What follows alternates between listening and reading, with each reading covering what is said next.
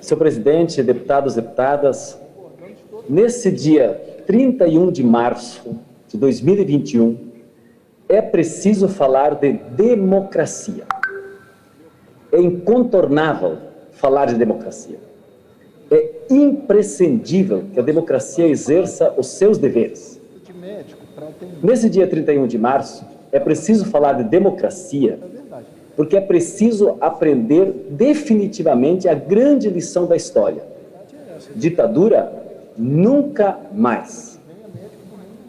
A democracia, fundada na soberania popular, mostra sua necessidade por sua presença ou por sua ausência. Os tempos mais venturosos, de maiores esperanças da história, foram exatamente aqueles em que os brasileiros puderam observar e exercer mais livremente os seus direitos democráticos. Porque a República Democrática convoca as forças vivas e criativas do povo, extrai dos seus conflitos democraticamente regulados as melhores leis e os melhores projetos, incorpora e universaliza direitos fundamentais, faz compartilhar os frutos do trabalho, da renda, das riquezas, reconhece o pluralismo de todas as vozes, dos homens, das mulheres, dos negros, dos povos indígenas. Sim, o Brasil já foi plural quando teve Lula e Dilma nesse tempo conquistando o acesso dos pobres às universidades, o pleno emprego, o respeito internacional, e o país saiu do mapa da fome. É a democracia que forma o chão e o céu de uma nação. A ditadura que se exerce exatamente contra o princípio fundamental do autogoverno dos cidadãos traz em seu centro a corrupção do interesse público, a interdição das forças criativas de um desenvolvimento justo e sustentável, a devastação dos direitos humanos e o império do arbítrio, da violência, da coerção, da censura e da tortura. Se a liberdade é mesmo um princípio da condição humana, e se a democracia é a forma civilizada de construir a vida social, a ditadura desumaniza, estranha e inferniza a convivência da cidadania. Então é incontornável, nesse dia 31 de março, falar de democracia, porque nosso país, desde que o ciclo democrático foi interrompido com o impeachment farsesco de Dilma e com a segunda farsa, a da Lava Jato, que impediu que Lula pudesse ser candidato, o Brasil vive anos de destruição e catástrofe em todos os planos da vida social, econômica e cultural. Destruição econômica sem paralelo na história brasileira, com a regressão de direitos inteiros e a destruição de ramos produtivos. E pior, como a destruição selvagem do mundo do trabalho, do emprego e de seus direitos mínimos. Retorno brutal da fome, da indigência em todas as esquinas, aprofundamento da desigualdade social e máxima rentabilidade dos especuladores, rentistas e corporações do poder, perseguição à ciência e às universidades, culto aberto da intolerância e dos preconceitos que alimentam o ódio e conclamam a violência, e as maiores devastações ecológicas da história do país, que só podem crescer tanto com o incentivo dos governos e a quebra dos padrões de regulação ambiental. Desde o fim da escravidão, nunca, nem mesmo na época da ditadura militar, a imagem do Brasil foi submetida a tão escandalosa degradação. Por isso, é incontornável retornar plenamente à vida democrática, restabelecendo um sentido republicano às instituições, regulando conflitos pela via democrática, não pela violência.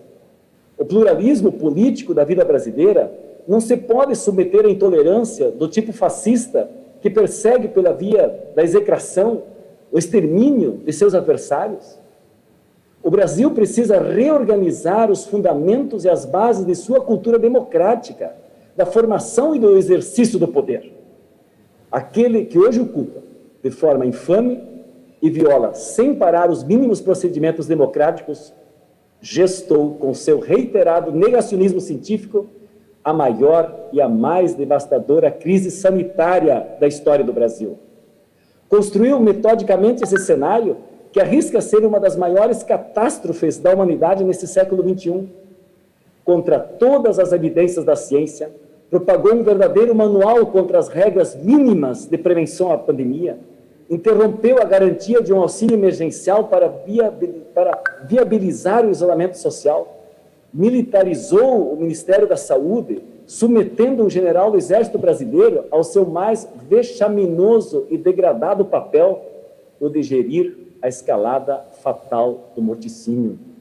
Quebrou todas as pontes federativas e de diálogo internacionais necessárias para obter acesso à vacinação. A pergunta é: quantos brasileiros e brasileiras terão ainda que morrer frente a um governante genocida antes que a nossa consciência o impeça democraticamente de cumprir essa sinistra? Por que o presidente dessa Câmara continua obstaculizando o necessário e urgente exame do impeachment?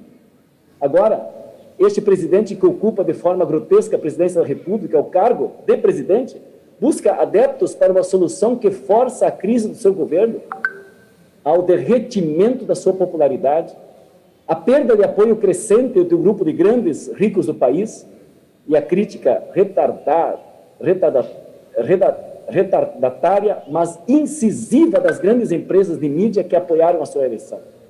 Mas, isolado em seu facciosismo, com um número cada vez maior de denúncias de corrupção e com vínculos e raiz com grupos criminosos, já tem uma imagem devastada.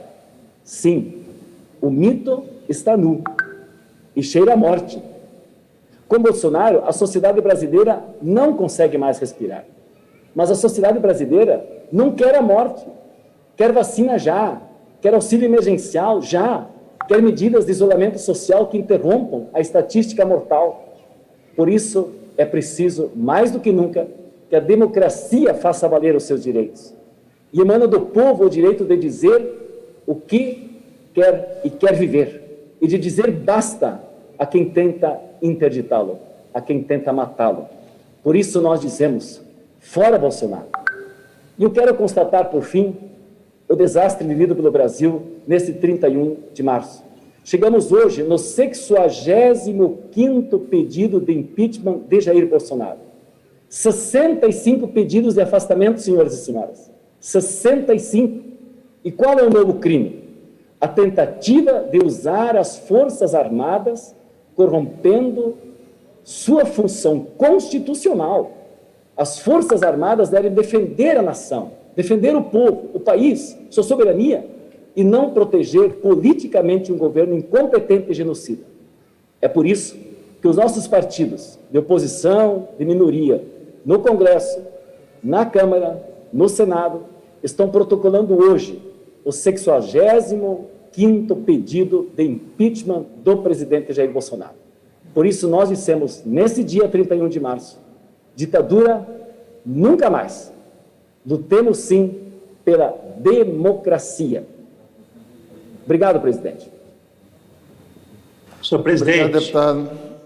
O PL gostaria de usar o espaço de líder agora pelo deputado Vicentinho Júnior, representante do estado do Tocantins. Então, vamos ouvir o relatório. Gostaria de usar em seguida quando possível eu chamo, também, presidente. ok? Para o